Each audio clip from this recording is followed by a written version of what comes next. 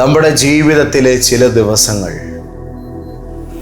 അതിൽ തന്നെ വ്യത്യസ്തമാകുന്നത് നമ്മൾ അറിഞ്ഞതിനേക്കാളും ആസ്വദിച്ചതിനേക്കാളും വലിയ തോതിൽ ദൈവത്തിൻ്റെ സഹായവും സാന്നിധ്യവും ഇടപെടലും നമ്മുടെ മേൽ വെളിപ്പെടുന്നു എന്നതിനാലായിരിക്കും. ഇന്ന് ഞാൻ പോയ കാര്യത്തിൽ ദൈവം എനിക്ക് വലിയ സഹായമാണ് ചെയ്തത് എന്നിങ്ങനെ നമ്മൾ ചില ദിവസങ്ങളെക്കുറിച്ച് പറഞ്ഞിട്ടില്ലേ? ഈ രീതിയിൽ എല്ലാം ശുഭമായി തീരുന്ന, ദൈവം എന്നെ സഹായിച്ചതുകൊണ്ട് ഇന്നെല്ലാം നന്നായി നടന്നു എന്ന് പറയത്തക്ക വിധമുള്ള ഒരു പ്രത്യേക അനുഗ്രഹത്തിന് നിറവുള്ള ദിവസമാണ് ഇന്നത്തെ ഈ പകൽ. ദൈവത്തിൻ്റെ ആത്മാവ് നിങ്ങളോട് പറയുന്നു, തൻ്റെ തിരുസാന്നിധ്യം കൊണ്ട് ദൈവം നിങ്ങളെ ധന്യമായി അനുഗ്രഹിക്കുന്ന ഒരു പുലരിയിലേക്കാണ് നിങ്ങൾ ഇന്ന് രാവിലെ എഴുന്നേറ്റിരിക്കുന്നത്. ഈ ജീവിത കാലഘട്ടത്തിൽ ഇന്നത്തെ ഈ ഒരു ദിവസം അസാധാരണമായ ചില ദൈവപ്രവൃത്തികൾ നിങ്ങളുടെ ലൈഫിൽ ഉണ്ടാകണമെന്ന് ദൈവം മുൻ നിർണയിച്ച ഒരു പ്രത്യേക സമയമാണ് ഈ പകലിൽ നിങ്ങളുടെ ജീവിതത്തിൽ സംഭവിക്കുന്നത്. അതുകൊണ്ട് വളരെ ഭാരമേറിയതും ഭാരിച്ചതും നമുക്ക് സ്വാഭാവികമായും പരിഹരിപ്പാൻ വയ്യാത്ത നിലയിൽ നമ്മുടെ പ്രാപ്തിക്ക് അപ്പുറത്ത് നിൽക്കുന്നതായ ചില കാര്യങ്ങൾ പോലും വളരെ വേഗത്തിൽ കർത്താവിൻ്റെ കൃപ നമുക്ക് സാധ്യമാക്കി തരും. എല്ലാവർക്കും ഇന്നത്തെ ദൈവകൃപയുടെ പുത്തൻ അധ്യായത്തിലേക്ക് യേശുവിൻ്റെ നാമത്തിൽ സ്നേഹവന്ദനം. വിശുദ്ധ തിരുവചനത്തിലെ 2 വചനങ്ങളെ കർത്താവിൻ്റെ ആത്മാവ് നിങ്ങൾക്ക് തരുവാനായി എൻ്റെ കരങ്ങളിൽ നൽകിയിട്ടുണ്ട്. പുറപ്പാട് പുസ്തകം 33-ാം അധ്യായത്തിൻ്റെ 14-ാമത്തെ വാക്യം, എൻ്റെ സാന്നിധ്യം നിന്നോട് കൂടെ പോരും, ഞാൻ നിനക്ക് സ്വസ്ഥത തരും. ഒരാമേൻ പറയണം. 2-ാമത്തെ വാക്ക് അപ്പോസ്തല പ്രവൃത്തികളുടെ പുസ്തകം 1-ാം അധ്യായത്തിൻ്റെ 8-ാമത്തെ വാക്യമാണ്. എന്നാൽ പരിശുദ്ധാത്മാവ് നിങ്ങളുടെ മേൽ വരുമ്പോൾ നിങ്ങൾ ശക്തി ലഭിച്ചിട്ട് യെരൂശലേമിലും യഹൂദയിലും ശമര്യയിലും എല്ലായിടത്തും ഭൂമിയുടെ അറ്റത്തോളം എൻ്റെ സാക്ഷികളാകും. യേശു നമ്മൾക്ക് വാഗ്ദാനം ചെയ്തിരിക്കുന്ന തൻ്റെ ശ്രേഷ്ഠമായ സാന്നിധ്യവും തൻ്റെ അതുല്യമായ ആത്മാവിൻ്റെ നിറവും ഇന്ന് പകൽ ഏറ്റെടുത്തുകൊണ്ട് എവിടേക്കോ തളയ്ക്കപ്പെട്ടു പോയ ജീവപരിസരങ്ങളിൽ നിന്നും അസാധാരണമായൊരു ചുവടുമാറ്റത്തിന് നിങ്ങൾ ഇന്ന് രാവിലെ കൃപ നിറഞ്ഞവരായി എഴുന്നേൽക്കണം. ദൈവം നിങ്ങളെ പുതിയൊരു പാന്താവിലേക്ക് നയിപ്പാൻ പോകുന്നതിൻ്റെ ശുഭലക്ഷണങ്ങൾ ഞാൻ ആത്മമണ്ഡലത്തിൽ കാണുന്നു. ദൈവത്തിൻ്റെ കൃപ വെളിപ്പെടുകയാണ്. ആമേൻ.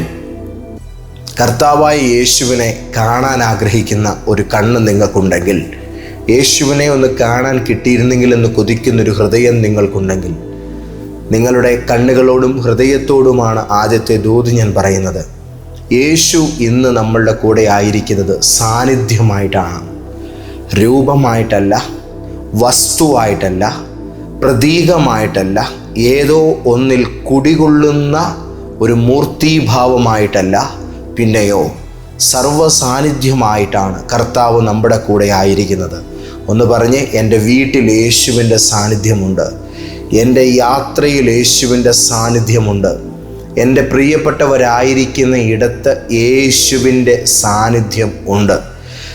ഭയത്തോടുകൂടെ ഉറങ്ങാൻ കഴിയാത്ത മുറികളിൽ സ്വസ്ഥതയില്ലാതെ കിടന്ന് ഉറങ്ങാൻ ശ്രമിച്ചിട്ടും പരാജയപ്പെട്ടു പോയ ചില മനുഷ്യരോട് ഞാൻ പറഞ്ഞിട്ടുണ്ട്, നിങ്ങളുടെ കുടുംബത്തിൽ നിങ്ങൾ പേടിക്കുന്ന ആ ഇടത്ത് ദുഷ്ടസാന്നിധ്യമാണ് കയ്യേറിയിരിക്കുന്നതെന്ന് നിങ്ങൾ ചിന്തിക്കുന്നെങ്കിൽ, നിങ്ങൾ എന്തുകൊണ്ട് യേശുവിൻ്റെ സാന്നിധ്യം അവിടെ ഉണ്ട് എന്ന് പറയുന്നില്ല? നിങ്ങളത് പറയാൻ തയ്യാറായാലേ അതിന് വിരോധമായി നിലകൊള്ളുന്നത് മാറുകയുള്ളൂ. പറയണം, പറയണം, പറയണം. ആ ആഹ്വാനത്തെ തുടർന്ന് യേശു എൻ്റെ വീട്ടിലുണ്ട്, യേശു എൻ്റെ റൂമിലുണ്ട്, ഞാൻ കിടക്കുന്ന ഈ ബെഡ്റൂമിൽ യേശുവിൻ്റെ സാന്നിധ്യമുണ്ട് എന്ന് പറഞ്ഞ അനവധി മനുഷ്യർക്ക് തങ്ങളെ അലട്ടിയ ഇത്തരത്തിലുള്ളതായ പല ശല്യങ്ങളിൽ നിന്നും പൊടുന്നനവെ മാറ്റങ്ങൾ പ്രാപിപ്പാൻ സാധ്യമായിട്ടുണ്ട്. നിങ്ങൾ ഭയത്തോടെ പോകുന്നൊരു യാത്രയെ നോക്കി പറയൂ, യേശു ഈ യാത്രയിൽ എൻ്റെ കൂടെയുണ്ട്.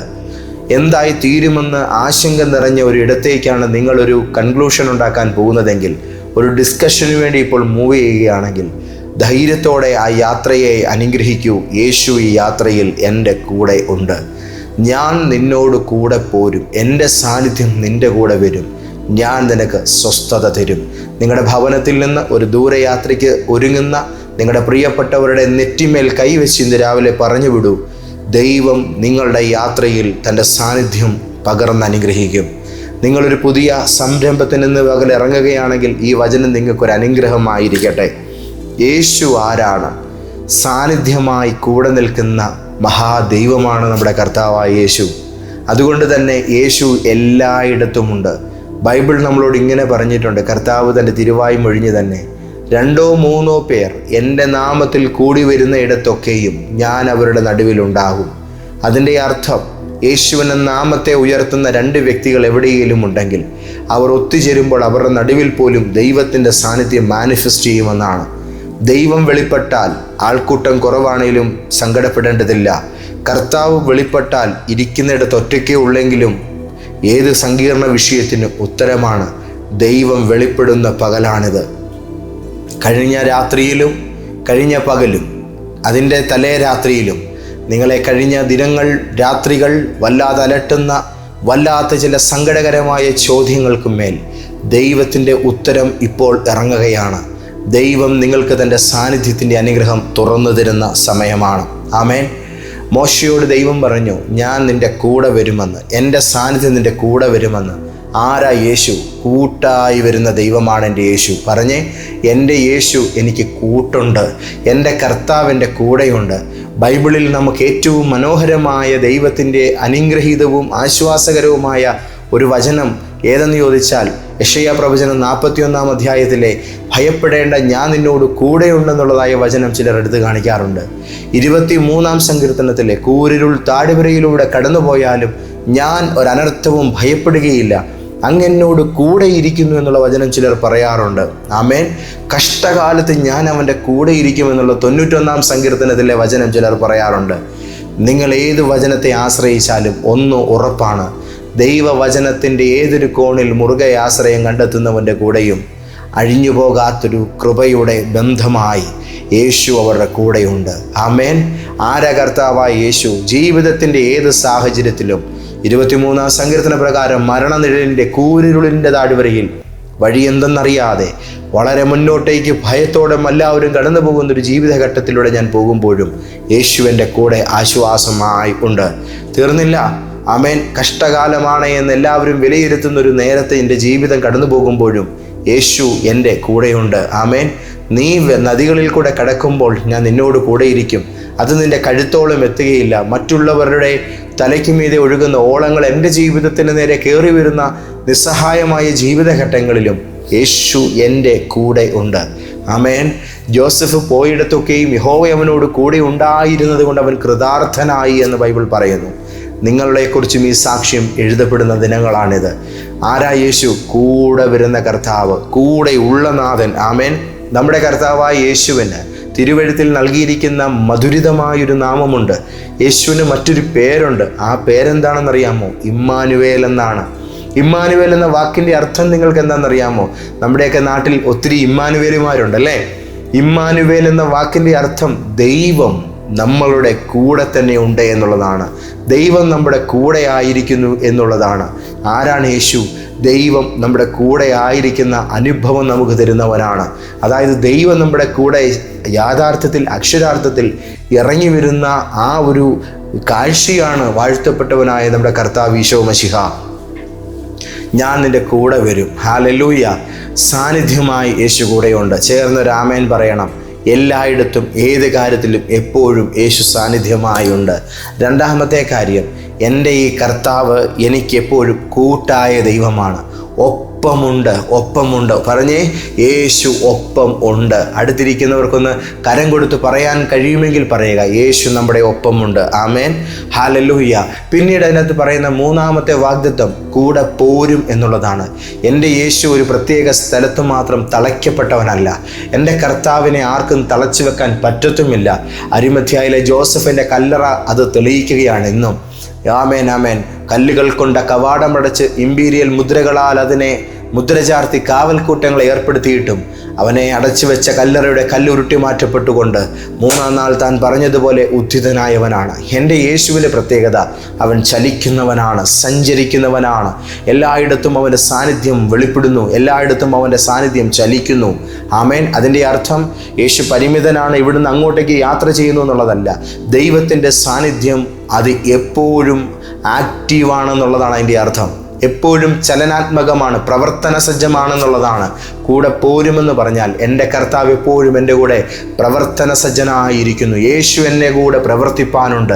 ദൈവത്തിൻ്റെ കരം എനിക്ക് വേണ്ടി പ്രവർത്തിപ്പാൻ ഉണ്ട്. ഒന്ന് പറഞ്ഞ്, യേശുവിൻ്റെ കൈകൾ എനിക്ക് വേണ്ടി പ്രവർത്തിപ്പാനുണ്ട്. ഇന്ന് രാവിലെ എന്നെ കേൾക്കുമ്പോൾ നിങ്ങളുടെ സാമ്പത്തിക പ്രശ്നത്തിൽ യേശുവിൻ്റെ കരം പ്രവർത്തിക്കും. അതെത്ര വലിയ ആവശ്യമാണെങ്കിലും ആ കൈ നിങ്ങൾക്ക് വേണ്ടി പ്രവർത്തിക്കുന്ന കാഴ്ച നിങ്ങൾ കാണുക തന്നെ ചെയ്യും. നിങ്ങളുടെ വിജയകരമായ ചില യാത്രകളിൽ, സാഹചര്യങ്ങളിൽ, നിങ്ങൾ നേരിടുന്ന അഗ്നി പരീക്ഷകളിൽ വിജയശ്രീലാളിതരായി നിങ്ങളെ മാറ്റാൻ ഈ കർത്താവ് നിങ്ങൾക്ക് വേണ്ടി പ്രവർത്തിക്കും. നിങ്ങൾക്ക് കഴിയാത്ത പ്രയാസമേറിയ കാര്യത്തെ അവിടുന്ന് നമുക്ക് വേണ്ടി യാഥാർത്ഥ്യമാക്കി തീർക്കും. ബൈബിൾ നമ്മുടെ കർത്താവിന് നൽകിയിരിക്കുന്ന നിരവധിയായിരിക്കുന്ന നാമധേയങ്ങളിൽ രണ്ടെണ്ണം ഞാൻ പരിചയപ്പെടുത്തി. ഒന്ന് യേശുവെന്നും മറ്റൊന്ന് ഇമ്മാനുവേൽ എന്നുമാണ്. തീർന്നില്ല, മറ്റൊരു വാക്കുണ്ട്, അവൻ അത്ഭുതങ്ങളുടെ മന്ത്രിയാണ്. ആമേൻ. വീരനായ ദൈവമാണ്. അപ്പോൾ ഈ വീരത്വം, ആമേൻ, ഈ അത്ഭുത പ്രവർത്തനത്തിൻ്റെ ആ ഒരു മനോഭാവം ഇത് നമ്മുടെ കർത്താവിൽ സുദൃഢമായി നിൽക്കുകയാണ്. യേശു പ്രവർത്തിക്കുന്നു. ആമേൻ. ബൈബിൾ നമ്മളോട് ചോദിക്കുന്നു, ഞാൻ പ്രവർത്തിക്കും, ആർ അത് തടുക്കും? ആർക്കും തടയാൻ കഴിയാത്ത പോലെ, ആർക്കും ഒതുക്കാൻ കഴിയാത്ത പോലെ, മരണത്തിന് പോലും കീഴടക്കാൻ പറ്റാത്ത പോലെ യേശുവിൻ്റെ പ്രവൃത്തി ഇന്നും ഭൂമിയിൽ അജയ്യമായി നിലകൊള്ളുന്നു. ആ കരമുയർത്തി കർത്താവിന് സ്തോത്രം ചെയ്താട്ടെ. ആമേൻ. ഇനിയും ഒരു പ്രധാനപ്പെട്ട കാര്യം ഞാൻ പറയട്ടെ. ഹല്ലേലൂയ. നിന്നോട് കൂടെ പോരുമെന്നാണ് പറഞ്ഞത്. നിന്നോട് കൂടെ പോരും. ആമേൻ. ദൈവം ഉണ്ട് എന്ന് പറഞ്ഞ് ഇന്ന് ലോകത്ത് ഒത്തിരി ഇടങ്ങൾ കാണപ്പെടുന്നുണ്ട്. അവിടെ ദൈവമുണ്ട്, ഇവിടെ ദൈവമുണ്ട്, അവിടെ ചെന്നാൽ അനുഗ്രഹമുണ്ട്, ഇവിടെ ചെന്നാൽ നന്മയുണ്ട്, അവിടെ ചെന്നാൽ പ്രശ്നപരിഹാരമുണ്ട്. ദൈവത്തിൻ്റെ കുഞ്ഞെ, ഇന്ന് രാവിലെ യേശു പറയുന്നതൊന്ന് കേട്ടെ. ഞാൻ അവിടെയോ ഇവിടെയോ അല്ല, ഞാൻ നിൻ്റെ കൂടെയാണ്. ആമേൻ. നമുക്കത് പറയാൻ കഴിയണം. എൻ്റെ കൂടെ ദൈവ സാന്നിധ്യമുണ്ട്.